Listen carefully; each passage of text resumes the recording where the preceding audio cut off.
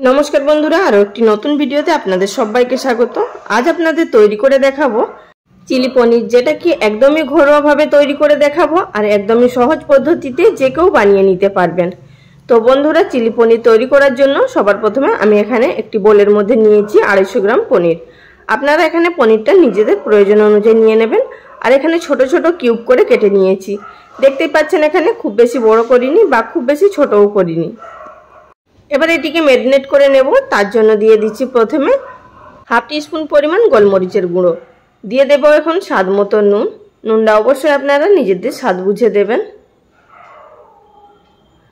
আর দিয়ে দিচ্ছি এখানে হাফ টিস্পুন পরিমাণ লঙ্কা গুঁড়ো, আপনারা চাইলে এখানে কাশ্মীরি লঙ্কার গুঁড়োও ব্যবহার করতে পারেন। দিচ্ছি এখানে 2 টেবিল চামচ পরিমাণ কর্নফ্লাওয়ার। আর আপনারা চাইলে এখানে আদা, রসুন এবং কাঁচা লঙ্কা বাটাও ব্যবহার করতে পারেন, তবে আমি এর মধ্যে আর ব্যবহার করিনি। এবার এটিকে খুব ভালোভাবে মেখে নিতে হবে, তবে কিন্তু হালকা হাতে মাখতে হবে, যেহেতু পনির খুবই নরম, তাই বেশি জোরে মাখতে গেলে পনিরগুলো ভেঙে যাবে। সুতরাং এইভাবে হালকা হাতে মেখে নিতে হবে, বা একটু এইভাবে ঝাঁকিয়ে যদি মেখে নেন খুব সুন্দরভাবে সারা গায়ে কিন্তু কোটিংটা হয়ে যাবে। তো মেখে নেওয়ার পর এবার এটিকে সাইডে রেখে দেব 5 থেকে 10 মিনিট মতো। তার মধ্যেই আপনাদের দেখিয়ে দিচ্ছি আমার এখানে আর কি কি উপকরণ লাগছে। তো আমি এখানে নিয়েছি 2টো মাঝারি সাইজের পেঁয়াজ, সেগুলোকে এইভাবে কিউব করে কেটে নিয়েছি।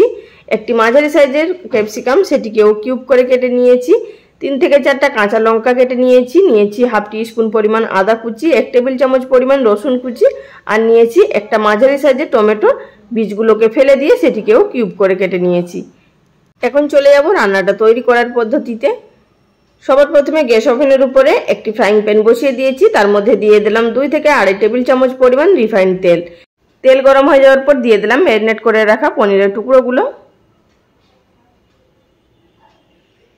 আর বন্ধুরা, এছাড়াও কিন্তু পনিরের বিভিন্ন ধরনের রেসিপি চ্যানেলে আপলোড করা আছে, আপনারা চাইলে সেগুলো দেখে নিতে পারেন। নিরামিষ, আমিষ, আপনাদের যেটা পছন্দ হবে সেটাই কিন্তু পেয়ে যাবেন। তো সমস্ত পনিরের টুকরোগুলো দিয়ে দেওয়ার পর একদিকটা একটু সেট হয়ে যাওয়ার পর এবার অপর দিকে এগুলোকে উল্টে দেব। আর গ্যাসের ফ্লেমটা কিন্তু অবশ্যই লো টু মিডিয়ামে থাকবে। আর আমি এখানে পনিরগুলো কিন্তু শ্যালো ফ্রাই করছি, আপনারা চাইলে ডিপ ফ্রাই করে নিতে পারেন। তো পনিরগুলো ভেজে নেওয়ার পর এবার এগুলোকে তুলে নিচ্ছি। খুব বেশি আমি ফ্রাই করিনি কড়া করে।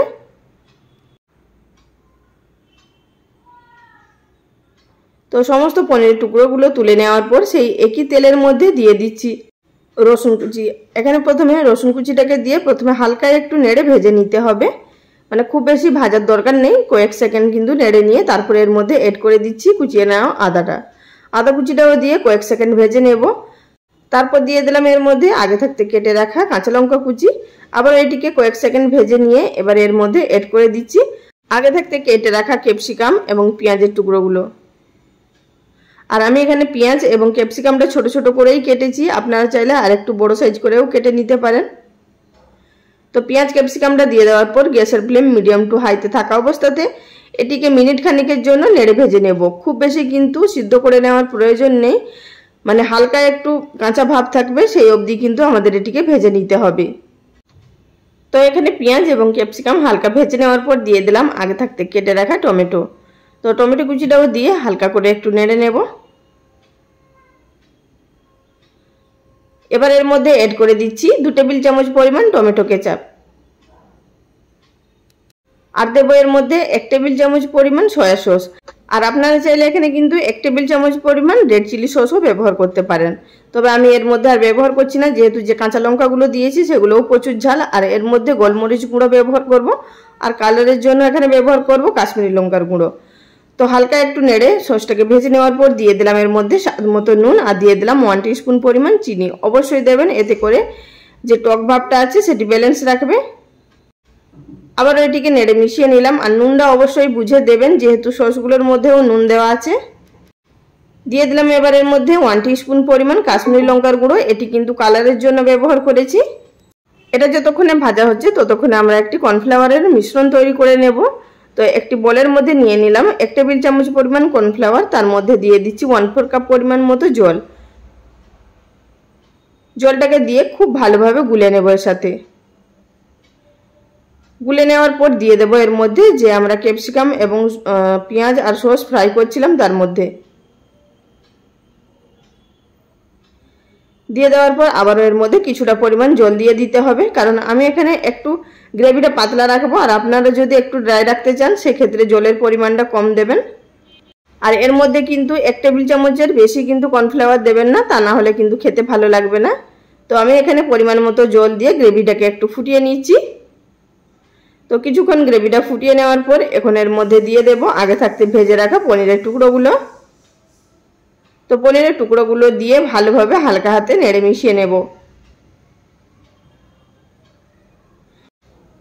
দিয়ে মিশিয়ে নেওয়ার পর এবার গ্যাসের ফ্লেম একেবারে লোতে করে দিয়ে মাত্র 2 মিনিটের জন্য এটিকে ফুটিয়ে নেব।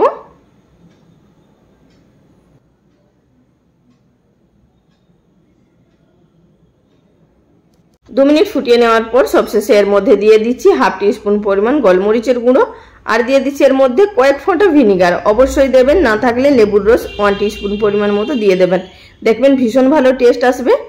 এবার এটিকে নেড়ে আবারও একটু মিশিয়ে নিলাম। আর চাইলে আপনারা এখানে পেঁয়াজ পাতাও দিতে পারেন সবশেষে, বা সামান্য পরিমাণ ধনেপাতা কুচিও দিতে পারেন।